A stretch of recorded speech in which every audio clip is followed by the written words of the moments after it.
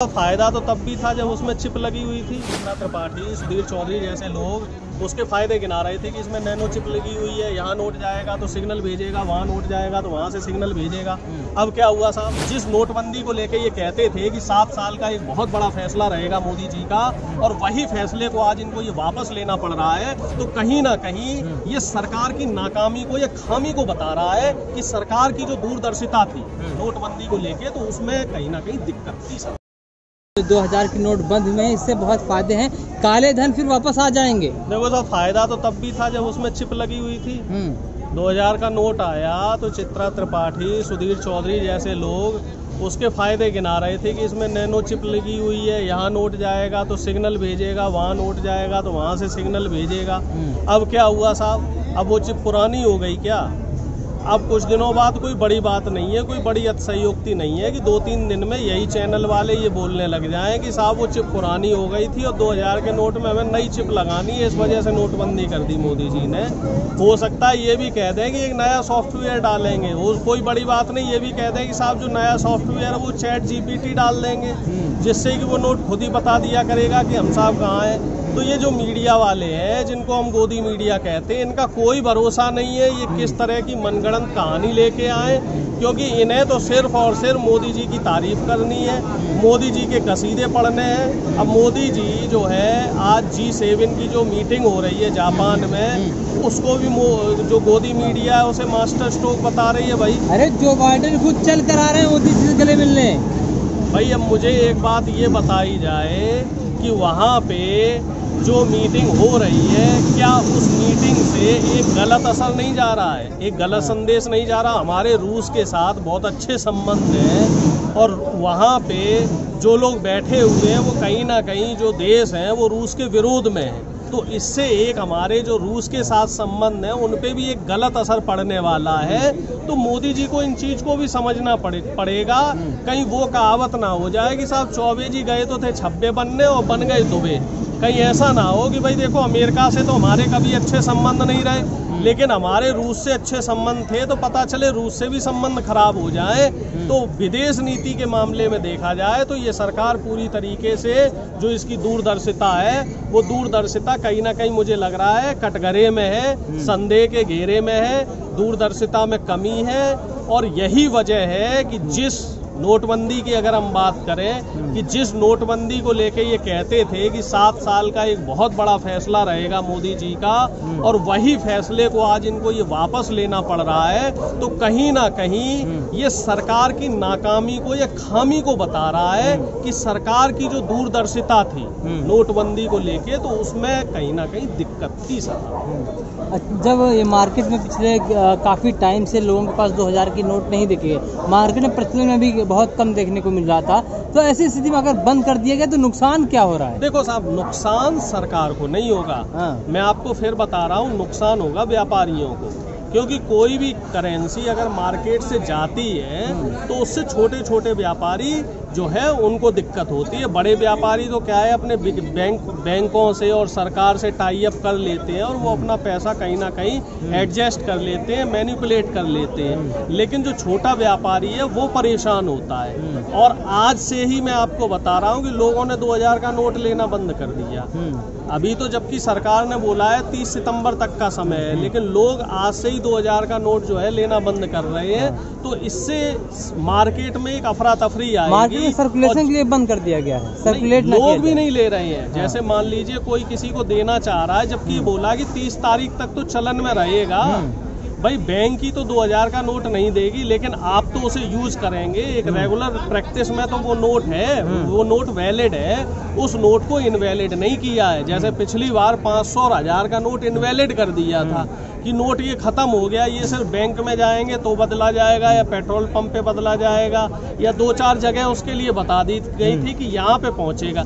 अभी तो 2000 का नोट पूरी तरीके से वैलिड है, और वैलिड नोट को ही लोग नहीं ले रहे हैं। और मार्केट में और कहा जाए एक माहौल इस तरीके का तैयार किया जा रहा है, उससे लोग घबरा रहे हैं। तो सरकार को पहले पूरी गाइडलाइन बनानी चाहिए, उसको प्रॉपर एक इन्फॉर्मेशन सभी लोगों को देनी चाहिए।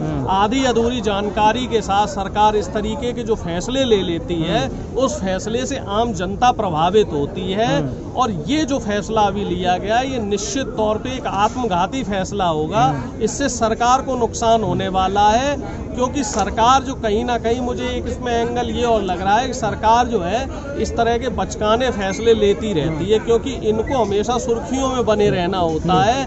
और इसके पीछे अब मुझे एक जो ठोस वजह है वो ये नहीं समझ में आ रही। जब आप कह रहे थे नोटबंदी जब हुई, उसके बाद नोटों की जब गिनती भी हो गई और गिनती में ये बोला गया कि 99.8% नोट रिकवर हो गए, करेंसी हमारी रिकवर हो गई, तो सब ब्लैक मार्केट कहाँ था? मनी तो ब्लैक मार्केट में था ही नहीं ना। या फिर हम कह सकते हैं कि काला धन देश में था ही नहीं। जब देश में काला धन नहीं था तो उस नोट को बंद करने की आखिर जरूरत क्या पड़ी? इसका मतलब जो है आपके सिस्टम में फैले हो रहे हैं। और 2019 के बाद से सरकार खुद कह रही है, खुद आरबीआई ने आंकड़े निकाले हैं कि 2019 के बाद से 2000 का नोट नहीं छपा। और आरबीआई के ही आंकड़े ये आ रहे हैं कि 2019 में बैंक के पास 7 लाख करोड़ रुपए थे और आज की डेट में 2000 के जो नोट है वो 3 लाख करोड़ बचे हैं। तो वो 4 लाख करोड़ रुपए कहाँ चले गए साहब? वो जाहिर सी बात है, जो मोदी जी के जो बड़े बड़े पूंजीपति मित्र हैं उन्होंने दबा के रख लिए हैं। और जब इसकी भी अभी नोट ये बंद हो जाएगा और जब इसकी भी बाद में काउंटिंग की बात आएगी तो पता चलेगा कि सारा नोट जो है बैंक के पास पहुंच गया। फिर आप विफल हो जाएंगे, फिर कहेंगे कि साहब आतंकवाद जो है, अभी तो आप दुहाई दे रहे हो कि साहब आतंकवाद खत्म हो जाएगा, इससे ब्लैक मनी जो है ख़त्म हो जाएगी। मतलब अपने ही फैसले आपने जो लिए वो फैसले भी गलत हो जाएंगे और उसी को आप अभी कुछ राज्यों में चुनाव भी है। अभी कर्नाटक का चुनाव हुआ जहां पर बीजेपी विफल हुई, उसके बाद अभी 2-3 राज्यों में चुनाव और होने हैं, 24 में लोकसभा चुनाव होना है।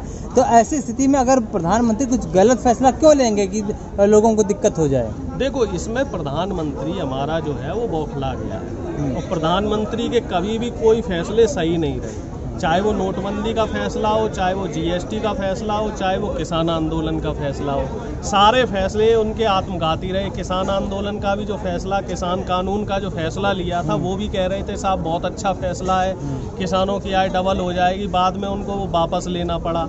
अब ये पहलवान यहाँ जंतर मंतर पे बैठे हुए, इस पे भी प्रधानमंत्री का अभी तक कोई स्टैंड नहीं है। सिर्फ और सिर्फ इन्होंने कुश्ती संघ को भंग किया है। इसके अलावा अभी तक प्रधानमंत्री की तरफ से चूं तक नहीं निकली है। इसमें भी ये अपनी किरकिरी करवाएंगे। और इसके अलावा इनकी जितनी भी पॉलिसी रही है सबकी सब फेल्योर रही है। रोजगार के इनके जो वादे थे वो पूरे विफल हो चुके हैं। किसानों को आप डबल आय की बात करो तो डबल आय देने में आप नाकाम रहे हैं। किसी भी किसान को जो है आप मुआवजा नहीं दे पा रहे हैं, किसान की उसकी एमएसपी नहीं दे पा रहे हैं, बकाये का भुगतान नहीं आप किसान का कर पा रहे हैं। किसान की आपने डीएपी महंगी कर दी, किसान की आपने खाद महंगी कर दी, बीज महंगा कर दिया, उपकरण महंगे कर दिए।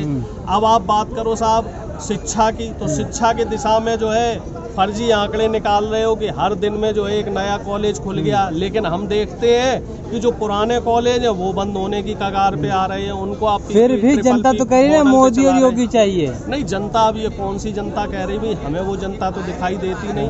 हम तो जिससे बात करते हैं सारे परेशान हैं। अब ये जनता कौन सी है, कौन सी जनता आई है? कहीं वही जनता तो नहीं है कि जो ट्विटर पे दिन भर लगी रहती है, जो 2-2 रुपए के लिए जो है ट्विटर पे ट्वीट करने वाली जनता है। मुझे तो लगता है वो जनता भी फर्जी है और ये आंकड़े भी फर्जी है और जो वादे करने वाले लोग हैं, दावे करने वाले लोग हैं, वो भी फर्जी है। और पूरा तंत्र जो है वो सिर्फ और सिर्फ एक एजेंडा बना रहा है, एक प्रोपेगेंडा बना रहा है। लोग जागरूक हो रहे हैं, असली मुद्दों से भटकाने की कोशिश की जा रही है। निश्चित तौर पे लोग पहले भी जागरूक थे, अब भी जागरूक हैं।